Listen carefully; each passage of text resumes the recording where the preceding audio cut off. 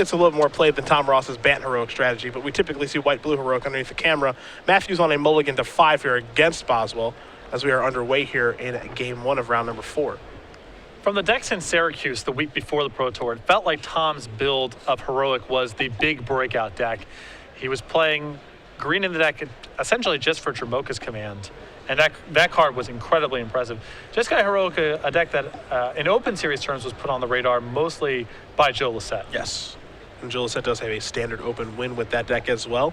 At our standard open at the Season 1 Invitational, as Boswell is not wasting any time trying to get this game over with. A turn 2 Rashasha Death Dealer, a turn 3 Burmaz King of Oreskos, as Mathews is on just a Plains on his side of the table. And the one thing about this Abzan Aggro deck, too, is that it closes out the game pretty quick. Yep. Another thing, as Boswell's start here indicates, the mana's a bit sketchy.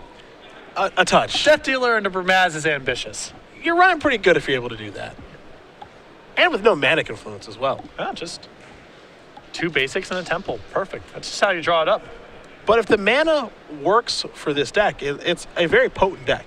And the mana working isn't just about do you have your appropriate distribution of colored mana, though that's the big thing. It's also, do you have lands that allow you to play your spells on time? At the end of the day, you're an aggro deck. You can only afford so many lands that come into play tapped. So there are basics in the list that could otherwise be temples, for example, but Boswell also needs to play his cards on time, so you have to have the right mix of mana fixing, but lands that come into play untapped. Here, Heroes was the play there for Mathews. This is a Thoughtseize from Boswell. You have to imagine he knows what he's up against, but he does want to get some information here. 2 copies of Ordeal of Thassa, a Teamer Battle Rage, another copy of Hero of Irosh among the options here for Andrew to pick from. So we'll see what the boss does select. You see he is number 11 on our Season 2 leaderboard, so he does have 2 buys right now. Thoughtseize will select Hero of Irosh.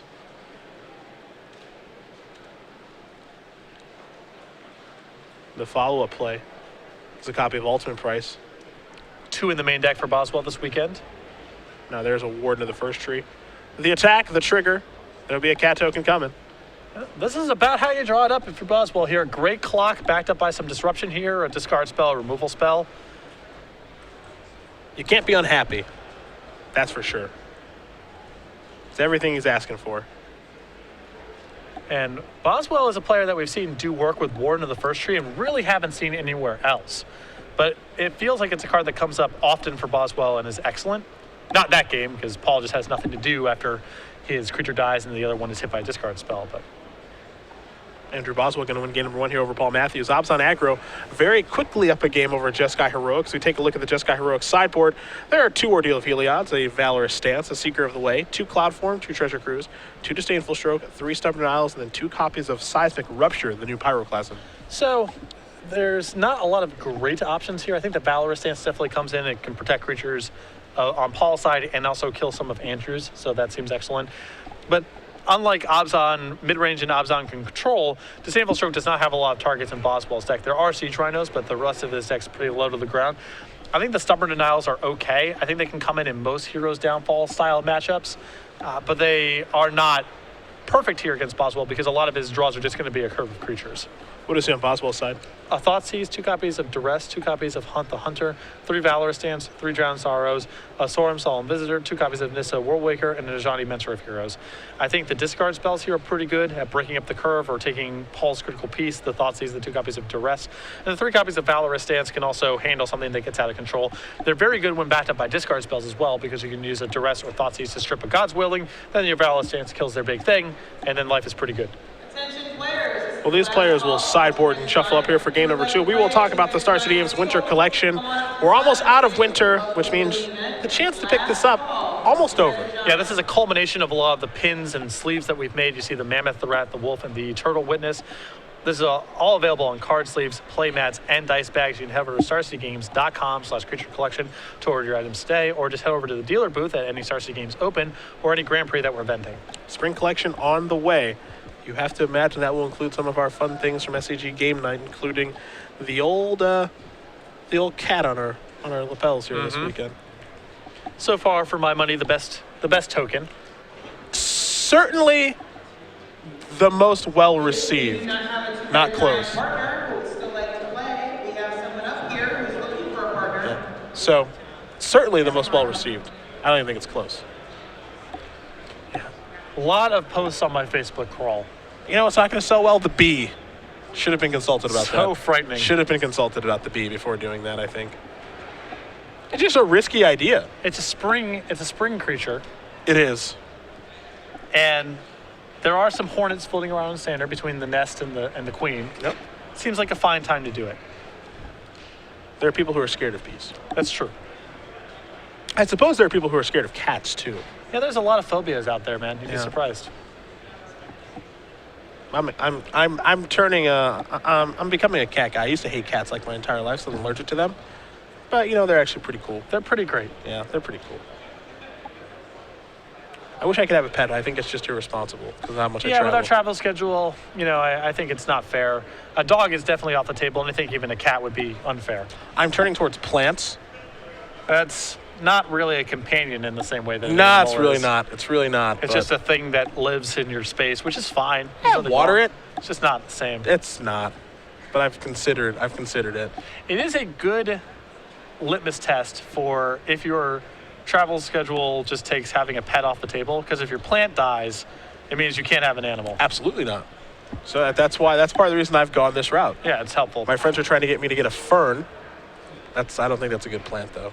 I'm not really that knowledgeable about them because I would just never go out of my way to purchase a plant. But, This is the test right now. If I can take care of a plant. all right, then maybe you can talk about having a cat. Yes. Actually, I think the hierarchy goes plant to fish to actual pet. Okay. All right. I think a caterpillar probably fits in there somewhere. I think those things just die too fast. Yeah? There's nothing Yeah, the you- shelf there's life for nothing them you in the can wild do. is just not, you know, it's hard to know whether or not it died due to your own negligence or because that's just what happens. Let's see that. That's something we should have on tokens. Caterpillar. Oh, I'm sure that'll come down the pipeline. The next somewhat. month, butterfly. Perfect. We're basically rich already. Combo. That feels like another thing that should be saved for a spring collection, so maybe 2016.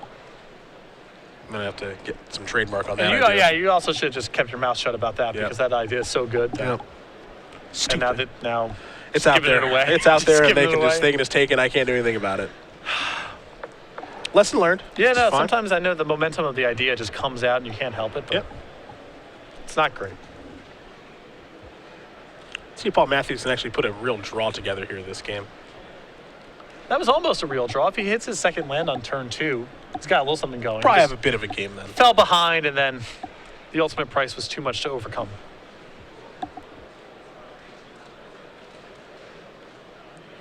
Mathews going to take a look at his hand. He'll be on the play here, of course. Looks like he is happy.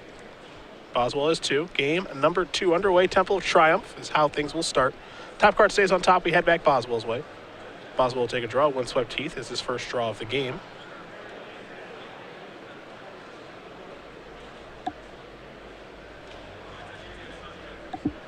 And it looks like he's going to start with a Land of War Waste into a Warden of the First Tree. Down to 19 goes the Boz. We head back Mathews' way. Island the draw here for Paul. He'll play that island. There's a Hero of Iroas. Boswell will take a draw step. Jermoka's Command. Very important card for Boswell in this matchup. The fight clause is very nice, and making Paul sacrifice an enchantment at various points may be good. It can be good. Not good against the ordeals. Correct. Potentially good against other enchantments.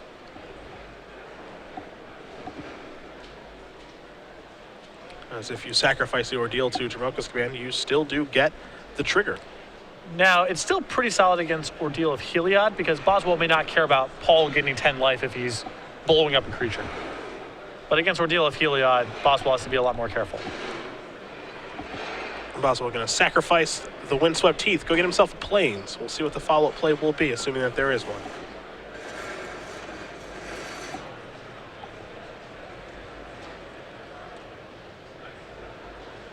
It's a Fleecemane Lion. It's a passing of the turn back to Paul Mathews. Mathews will untap those 2 lands and take a draw here. Picked up a copy of Favorite Hoplite. So, Andrew with 3 copies of Drowned Star on his sideboard, I believe he has brought them in. It's a card that I've actually over time become less and less a fan of this card against heroic strategies when you're on the draw, because it's easy for it to get outpaced. That said, if Paul's jammed up a little bit here and he's going to be curving out with creatures, Drown could potentially be very good for Boswell. Here if Iroas a 2-2, attacking the Fleecemane line a 3-3. See if Boswell has any interest in blocking here. Well, Defiant Strike is still a trade. Yep. Not the end of the world. And Boswell also might be happy trading this Fleecemane line for a God's Willing. It's got some thinking to do. You can see Boswell's hand, Dromoka's Command, another copy of Warren of the First Tree, a Thoughtseize, a couple of lands over there as well. And he will block. Excuse me, Thoughtseize in hand, not Drowning Sorrow. Sure. Here's Center Soul.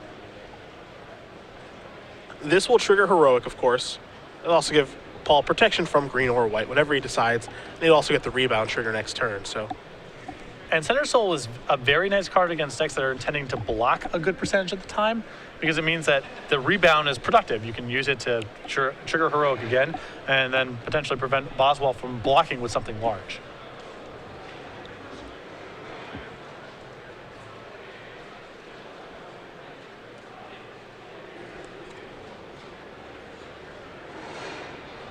Hero's Downfall, a timely draw there for Boswell, assuming that he can cast the card. We'll take a look here. It's going to be a Duress, actually. A Duress. Treasure Cruise, Defiant Strike, a couple favorite hoplites over there. Is ready to start. Please come to the J spanner to the right of the stage. If you're in draft number 4. Big fan of that new Duress artwork, actually. I'm still a Saga man myself. I know you're old The school. classics. That dragon's just really mad at Zergo.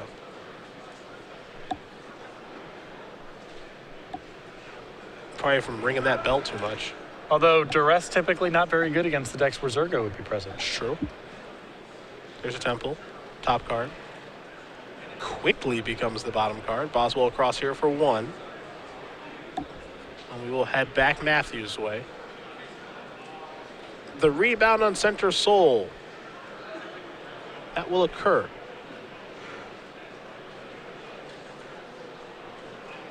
So that is done resolving. Take a draw. Looks like Seeker of the Way was the pickup. Here's an attack for 4.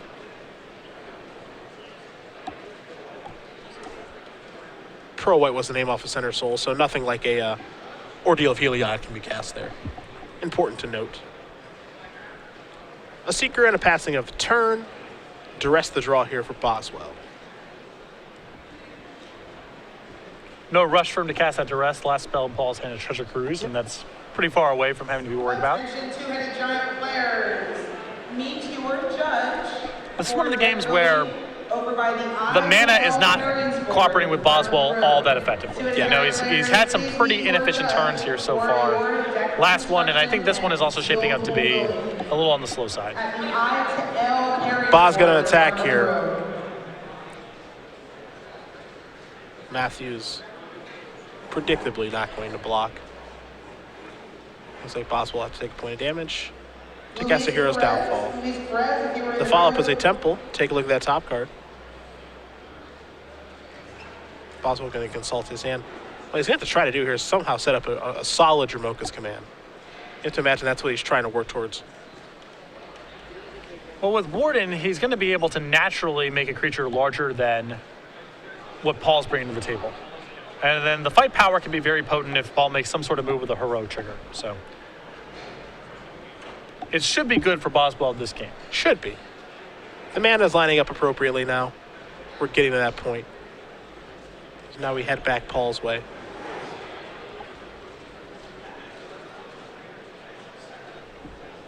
Treasure Cruiser card over there. 2 favorite hoplites as well. But this is another game where Mathews is having some mana issues. Going to start by attacking just for 2. Follow up with a favorite hoplite and just pass the turn back. A single blue mana from the heroic deck doesn't really represent very much. It's rare. I mean, Stubborn Denial is maybe on Boswell's radar here, but Andrew always has the option of just using that other Duress in his hand to see what's up before making any sort of move. See Boswell perhaps taking a look to see how many cards Paul has in his graveyard for a card like Treasure Cruise. The answer is 3 currently. Could be 4, thanks to this duress. 2 treasure cruises in hand, along with the favorite hoplite. And it looks like a copy of God's Willing. So can't cut him off from Treasure Cruise. So, and God's Willing is probably the best card in the hand anyway. Yeah.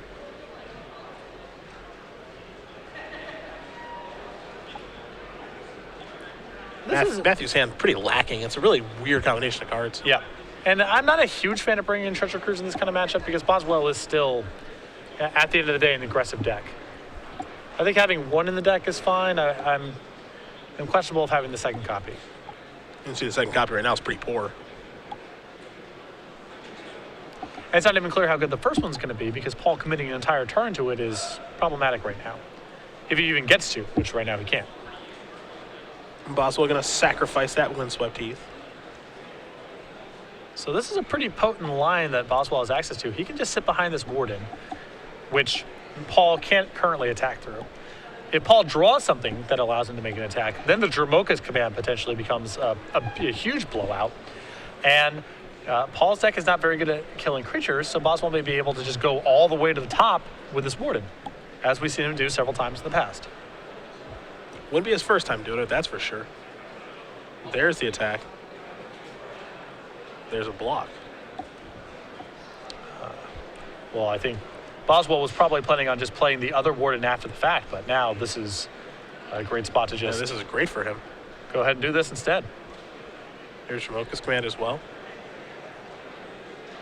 Now, I think that I would prefer to hold off for a turn here on the Dromoka's command if I'm Boswell, because now this puts a 6th card in the graveyard for Paul and he can just Treasure Cruise. Okay. That said, this is still a very good turn for Boswell, but I think I would have taken 1 more hit there. If Paul draws a spell, then Dromoka's command and response and blow him out, but I don't think I'm a huge fan of allowing Paul to Treasure Cruise basically for free this turn. Really curious block there by Paul with the favorite hoplite. Yeah, that felt. I think that Paul was just gunning for Treasure Cruise anyway. Like he feels like he needs to just gas up, and he was willing to chump block here to get one of these Treasure Cruises online. Because otherwise, his hand's nothing. Yeah. You know, he can't cast the Treasure Cruises. So I don't know if I necessarily like the play either, but I at least understand the logic. Treasure Cruise does allow Mathews to gas back up as we head back Boswell's way. The counter on the Warden is from the Dromoka's command. The die above the Warden is that it is level 1. Here's a Thoughtseize. We know about that other Treasure Cruise. 2 in hand yet again, so he's bored in quite a few of those. Yep. And I like Boswell Hill here stripping the 1 threat, leaving Paul with a hand that can't really do anything. Andrew can now take this opportunity to go to level 2 with the Warden. And then an untapped land might be too much for Paul to overcome unless he finds Valorous Stance pronto. Yep. Level 2 is where we're going. Here come the beatdowns.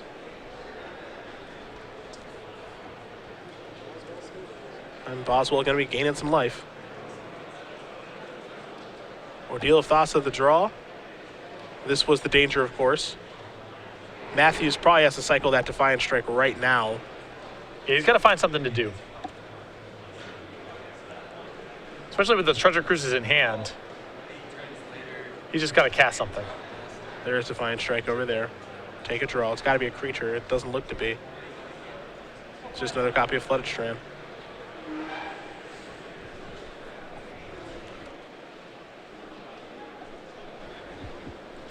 Mathews will just pass the turn back. Boswell will untap with his level 2 Warden. And there's that untapped land he were talking about. And he might just go to the top rope. Yeah, it just depends how much he cares about Valorous Stance in this spot. I feel because Paul's got nothing going on, Boswell can probably just risk it because if he gets hit by Valorous Stance, it's not the end of the world. His other line of play here could have been just cast the Warden, pump that one up, and hit you with 3/3s.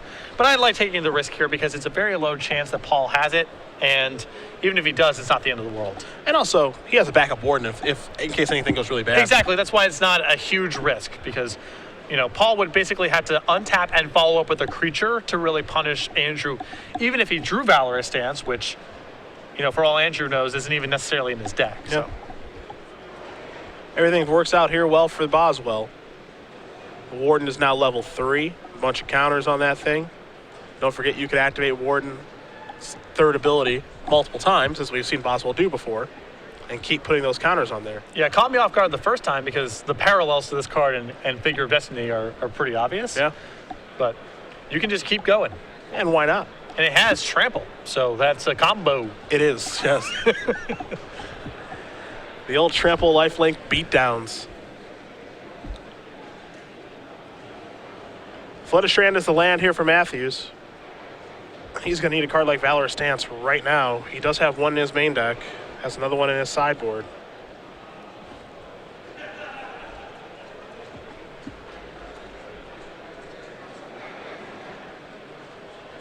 Going to sacrifice that Flooded Strand. So he has the ability to actually draw into it. 5 cards in the graveyard right now.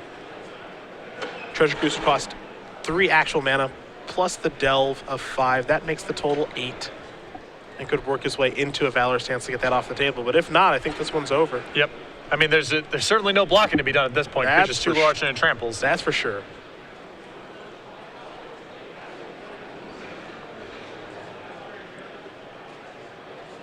And Paul wants to change the way he's going to tap his mana here a little bit.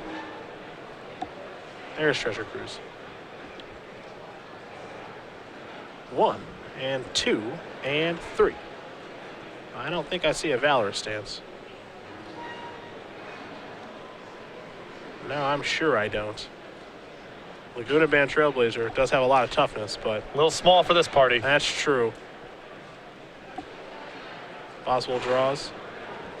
In we go. There's a block.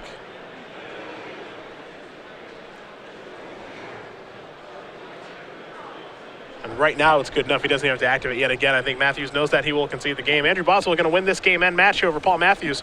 2-0. Obs on aggro will take care of Jeskai Heroic, and Boswell moves on to 4-0. I think that Paul there in the post-board games had a slightly too slow build of the deck for the matchup. And Warden of the First Tree, again, it feels like no one really plays it but Boswell, and when we have him on camera, it's often very good. And it was great in that game as well. Yeah, somehow Warden of the First Tree for Bos is always really good. It always makes me wonder why people aren't playing more of We it. see no copies in other people's lists, or maybe sometimes we see one.